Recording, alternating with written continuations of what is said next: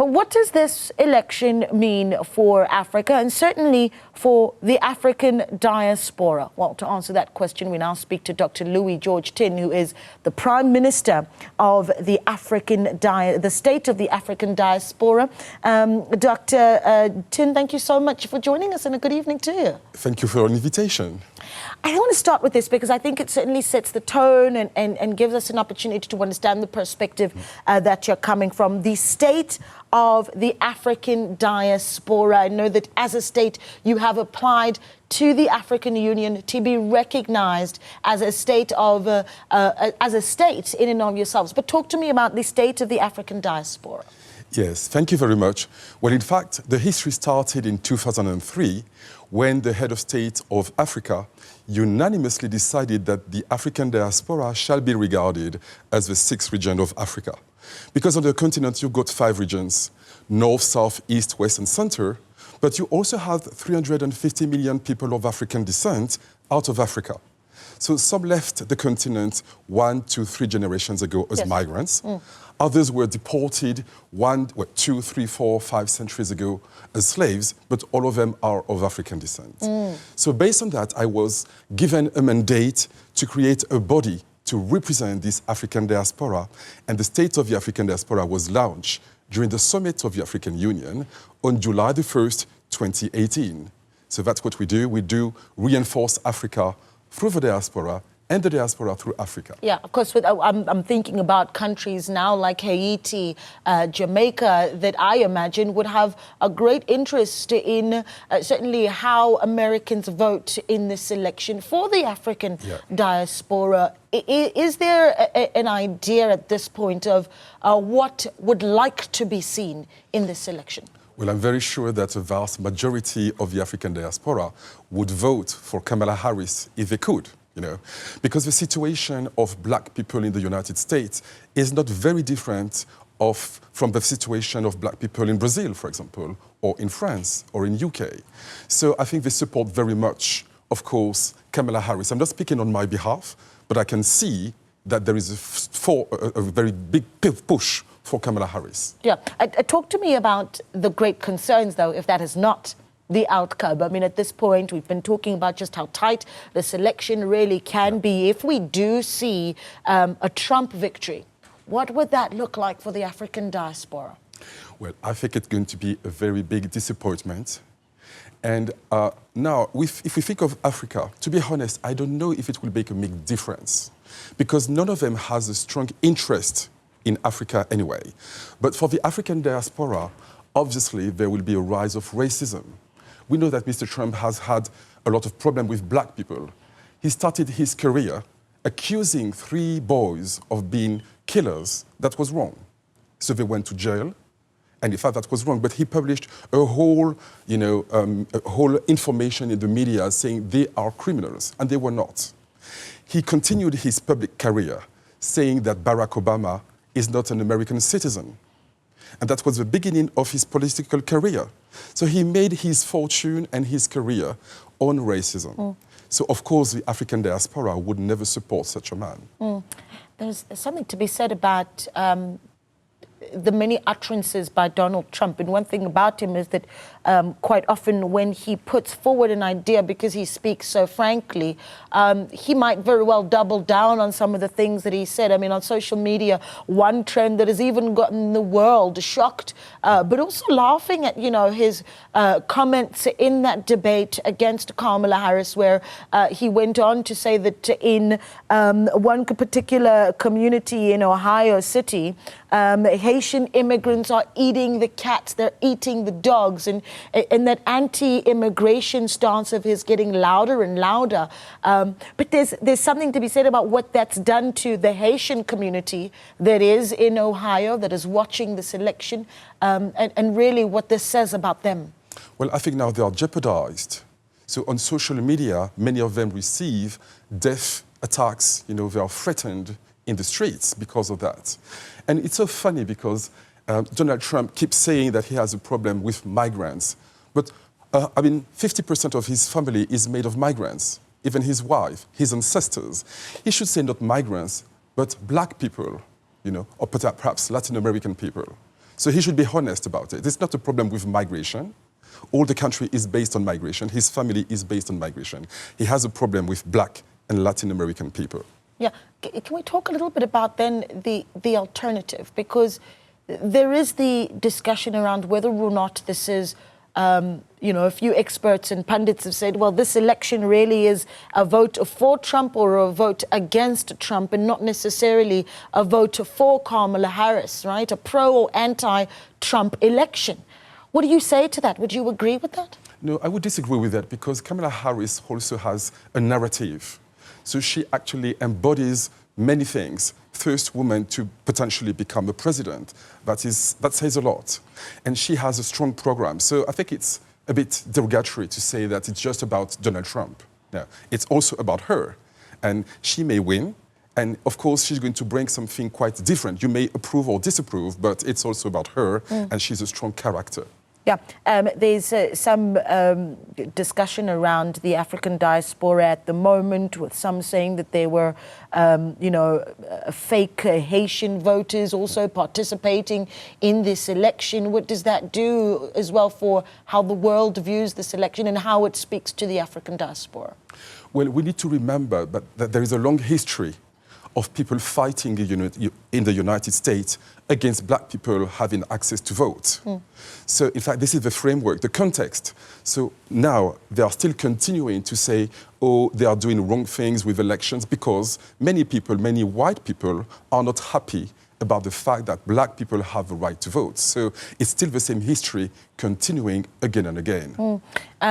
Foreign policy is going to be a big one, right? And one of the things that you have made quite emphatic in this discussion is that both candidates have not said much about Africa in their campaigning. And so a lot of people then wondering why is it that Africa would watch this election so very closely. But talk to me about why it's important for Africa to watch it. There is a sense that even if you speak to some of our representatives here in the country, the African National Congress, for instance, having come out after a foreign policy retreat saying that they do not have a position as to what it is that they'd like to see on the other side of that election. Is that a safe approach, or would it be better to speak out around the outcomes of this election for Africa, considering that both candidates, as you say, have not given Africa a lot of attention?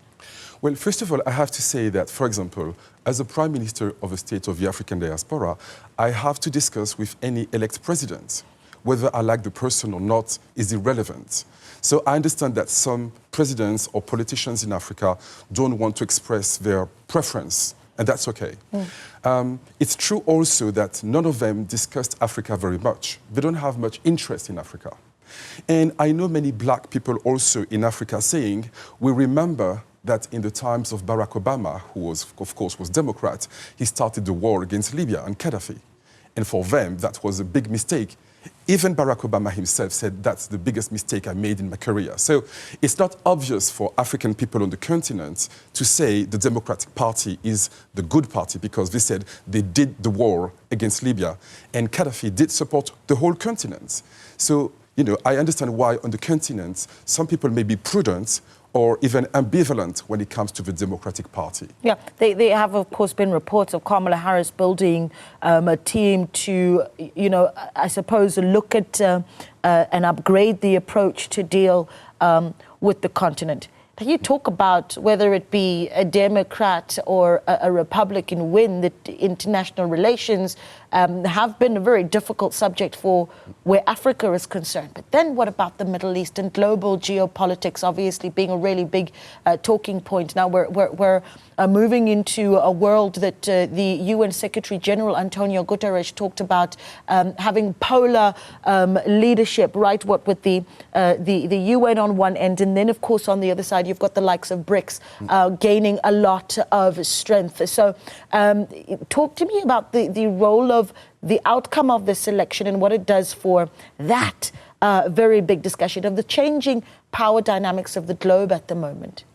Well, it's very obvious that both of them do support Israel in a massive way. So I don't think it would make a big difference. However, Kamala Harris may have a lot of consequences because of that, because the people who support Donald Trump are very happy about his position, while at the Democratic Party, if Kamala Harris supports Israel so much, that may have a cost for her election. So she was in an ambiguous situation, because the United States, with Mr. Biden's administration, every day would say what Israel is doing is wrong, but they were actually financing all their activities, selling weapons. So that is quite hypocritical. Yeah. In the campaigning, leading up to this very moment, any standout moments that really sparked your interest about what is being said by various candidates, particularly where the diaspora is concerned? Well, it's difficult to say, because it's true that the media focus on the horrible thing that Mr. Trump sometimes says. And it's also true that, in a way, Kamala Harris never wanted to play the race card. You know, Barack Obama had a narrative. So he made several speeches about his origins, his black origins, coming from Kenya, etc. So there was a dream about it. There was a narrative. Kamala Harris never wanted to do that. She didn't want to be seen as a black person or even a woman. So even if she campaigns against for the right to abortion, she doesn't want to make a woman thing, which is fair. I mean, that's okay. But we're going to see if that's a success or not. Because, of course, I think she refers to Hillary Clinton, who always mentioned, of course, she might become the first woman elected as a president. And she said, I'm not going to do the same mistake. But is it really a mistake? So sometimes people said her campaign is not, you know, is a bit dull, is not so brilliant. And she wanted to look more professional than passionate. We're going to see if it was the right strategy or not. Yeah. Can we come back to the continent here at home, and then how it connects with the diaspora? You may remember, and this is just one of the most fascinating things, back in 2019, Ghana having launched a program where it encouraged African Americans to move back to West Africa so that they're able to connect with their roots. And one of the stories that has been looked at in the recent days, quite interesting, is that those that have moved, African Americans that have moved from the US back to Ghana to connect with their roots, as you say, split down the middle as well. And that's been one of the most interesting things about this election, is that even the black vote can't be called. How did we get there? Well, you know, in fact, it's true that 2019 was an important date, because it was 400 years after the first ship from Africa came to the Americas in the context of slavery in the United States, let's say. Many people went there, so Beyoncé, Barack Obama, and that brought $1.9 billion to the economy. Now, but you know, it's not the same country. And even myself, I am a little bit ambivalent, because like anybody else, I am passionate about this election. And on the other hand, I'm thinking, why should I be passionate about it? It's not my country, after all. So people may be ambivalent about this election, and I get it. Yeah, but what is it that has that Trump has done to attract the black and African American, and even the vote of those that are African American and have moved back to Africa, and yet they are split down the middle? I think about in the earlier parts of this year, how Trump, obviously facing some of the criminal charges that he's facing, making comments around how he and black men have so much in common because they're all facing jail time. I mean, an explosive thing to say, but obviously his way of attempting to reach over the color line, and it seems that for some, it seems to be working. Well, I think some black men actually can refer to him. They can say, oh, he's a strong man, and we are also strong men. So that masculinity may create some kind of strange connections. And also, it's also true that many black men see him primarily as a business person. So for him, for them, whether he's racist or not is irrelevant. He's a good businessman, and he's going to lead the country in a positive way for the economy. So the race issue is not the priority for some people, especially for some men, because they say he's a man and I'm a man. So in fact, we think of race as an identity, but to be a man is also an identity. So black men could say, I can relate to Kamala because she's black, but I can also relate to Mr. Trump because he's a man.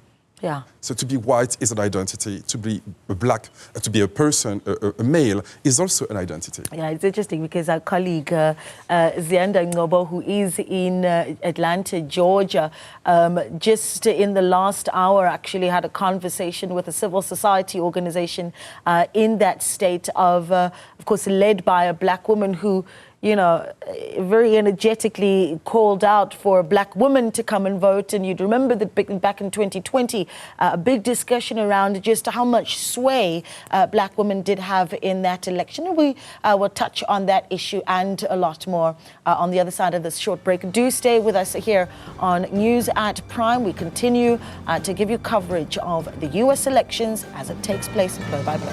Just before 9 o'clock well, about 20 minutes before 9 o'clock for us here in South Africa. But that means that it is also after lunchtime going into the early afternoon for the US that is in the middle of voting. Of course, that's being various states in the US, depending on where you are in the country. And in fact, we do have our reporters in different parts of the USA keeping a close eye on this election as it plays out. But what does it mean for Africa and certainly for the diaspora?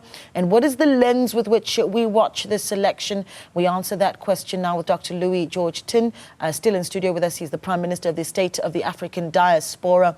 One of the things that we touched on earlier was the role of black women in this election and really what we saw their contribution to be in the previous election. Any sort of surprises that you're expecting where that is concerned? Do you mean surprised by... Yeah, I suppose the contribution that women could make. Yeah. Everyone watching Georgia to be that swing state that could tip things over. But there was a power in 2020 about the women who came out to vote in large numbers in Georgia in the previous presidential election.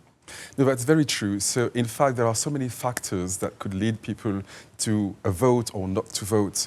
So, it's difficult to analyze all these factors, but gender and race are critical to this election, but also fear. Yeah. I think this election is based on fear. And historical fears, because, for example, originally the country was based on fear. Some people were saying, I am afraid of the black people in the plantations. You know, I'm afraid of them. And other people would say, we are afraid of the Native American. Even Wall Street embodies that double fear because the war is against the Native American. Supposedly they would invade their own country. And Wall Street was also a market where slaves were sold. And they were saying, but all of these slaves in our communities, they might organize any kind of riot. So the American identity is based on these two fears, the fears of the black people and the fear of the Native American people. And now a third fear has emerged, migration. So all these people are afraid of everything. And of course, that's very good for somebody like Mr. Trump, because he can organize his campaign around the fear. They are coming, they are eating dogs and cats. They are coming to kill you. They are, you know, going along crossing the borders, etc. So that is very passionate in his speech. And he's trying to, of course, capitalize this energy. Yeah. What's quite interesting is when we have elections here at home on the continent, a lot of concern around, well, is there going to be peace and stability after an African election, for instance? And then in 2020, we saw a country that I think a lot of people weren't expecting that to be a question, right? But in 2021, January 6th, the riots happened, the storming of the White House. I mean, a historic moment. Trump supporters upset with the outcome of 2020. Our colleague, Olim Gambi in Washington, D.C., is speaking about how stores in Washington, D.C. have boarded, afraid of that very, I suppose, explosion post-election when there is dissatisfaction. Is that something that you think is top of mind for you? Well, I think so, because, in fact, nothing is clear this night. The only certainty is that there's going to be noise and drama. Whatever happens, there will be noise and drama. So that's going to be a heavy night, probably a heavy week, and we don't know what's going to happen. So yes, I think it's very difficult. It's going to be like many elections in the world when you got so many things that are happening, violence, you know. Yes, it's going to be difficult. anyway. The issue, and you've touched on the issue of race, and I think I want to delve in a little bit deeper into it, if you will. We spoke to black voters in parts of the US, and many of them, one of them essentially saying, I don't want to talk about Trump. I do want to talk about Kamala Harris, and, very impassioned, right? But let's talk about the big problems that African Americans are dealing with in the US, tough ones. I mean, the issues of even the high rates of incarceration, for instance, for African Americans. No, that's quite a problem because, in fact, so many black people are sent to jail, and now, today, many black people went from the jail of slavery to the slavery of jail. Because what is happening now in these jails, many people have understood that if you want to have workers, it's better to have people in jail rather than people outside who could potentially be in a union and claim for their rights. So they even encourage police unions to, search people in the streets. And if you find the black people, even better.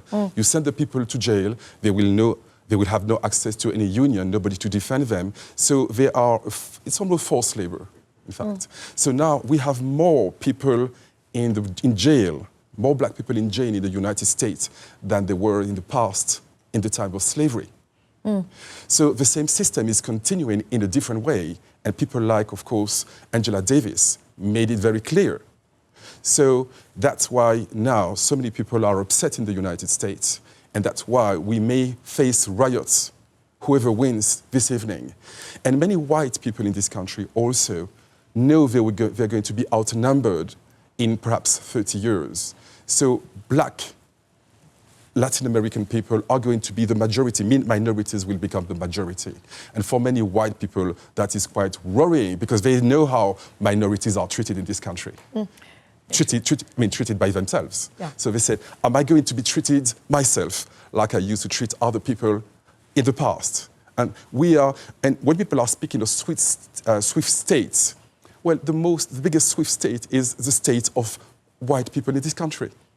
So, for many people, the actual danger is to be outnumbered. Yeah, many people saying that, the US is a country that really, even in its founding, was by immigration. And in this election, that being a really interesting talking point. You've got many xenophobic migrants in this country, which doesn't make any sense, But they were coming from migration, but they are anti-migrants. In doing so, I have been in conversation with Dr. Louis George Tin, who's Prime Minister of the State of the African Diaspora. Interesting points that were made there by Xoli Mgambi just a few moments ago as he was speaking to Professor Xolela Mancu around who's of course a South African professor, but who was stationed as a professor at George Washington University in the United States. The comparison between US politics and South African politics, and maybe you want to look at, similar sort of instances, even in African politics, right? The comparison that he makes to former President Jacob Zuma, for instance, whether warranted or not. But something to be said about how there are those that feel that in various parts of the continent, certainly there are leaders that would emulate Trump's style of leadership. Would you agree with that? Well, that is true, not only in Africa, but in many other countries in the world. For example, the former president of Brazil, in Philippines, in a way, Putin as well. So the idea that the president needs to show his strength, he needs to be very masculine, very brutal, rude, etc., and that is not a shame anymore, that is a source of pride. That is something that he made popular, perhaps after Berlusconi. Yeah. Berlusconi was a kind of pioneer in that area, and now Donald Trump made it a kind of fine art. Yeah, I wanted to actually also, switch our attention also to Latin America, because, again, where Africa is concerned, there's this view that both candidates haven't talked enough about Africa as they've campaigned, but the Latin America is certainly going to be watching this election closely. I mean, for Mexico, for instance, I think about the massive economic implications that the Trump success and victory would have for them economically, where trade is concerned, with Trump having threatened a higher tariff, rates for Mexico, where trade is concerned, and then, of course, immigration. But the big concerns for Latin America as they watch this election. You know, of course, while we are watching these elections from an African perspective, to watch them from a Latin American perspective is also very relevant. First of all, they are the first minority in the country. So they have their voice, in a way, or their families have their voice. And also, it's very surprising because the United States like to portray themselves as the leader of the free world, while, in fact, in Latin America, they did organize so many coups along the years. Of course, in Chile, in Argentina, in Brazil, in Mexico, in Haiti. So when you tell people in these countries that the United States are the leader of the free world, that comes to them as a surprise. So it's interesting also to see that we may not have the same perception of election, of citizenship, of countries. And of course, immigration is an issue for the United States, but also an issue for Latin America because they're losing a significant part of their population. Brain drain is an issue. So while the United States may say we have too many Latin American people coming to our country, some countries in the South may say we have too many great leaders, great students going to the United States and we're losing our potential. So we always need to look at the reality from both sides. Yeah, that's such a fascinating point that you make. And then if we go back to what we heard earlier around, and we touched on this as well, right? The threat of violence, instability, dissatisfaction with this election. Some saying that is a possibility. William Gumby reporting that in Washington, D.C., many stores having boarded their windows in case there is that instability in the U.S. as a result of the outcome of this election. And then it begs the question, what kind of observation then from the international community is there about quality control over U.S. elections? Whose purview is that? When there is instability, who says to the U.S., get it together, you are a democracy? Well, in fact, some countries are beyond observation. So they are beyond the law, so they cannot afford to be watched. And that's what most Western countries would say. We need to watch Africa to make sure they respect human rights. But we are beyond that. You cannot suspect us. So, of course, that is very pretentious. You know, it's not good at all to speak like that. But this is their intention. You cannot watch us. We can watch the world. But we are the point of view of, we are the international community, while they actually represent less than 10% of the world population, you know? Because the United States is only 450 million inhabitants. Yeah. The world is 10 billion inhabitants now, almost. So, but yes. Yeah, it's been an absolute pleasure having you in studio with us. Dr. Louis George Tin, Prime Minister of the State of the African Diaspora, speaking about watching that U.S. election, and that's what he's been doing here in studio with us this evening. Thank you so much. Thank you so much for your invitation. Absolute pleasure. All right, we continue the coverage of the U.S. elections and a lot more here on News at Prime, a special edition as we bring you this coverage. Let's take a short break. We're back.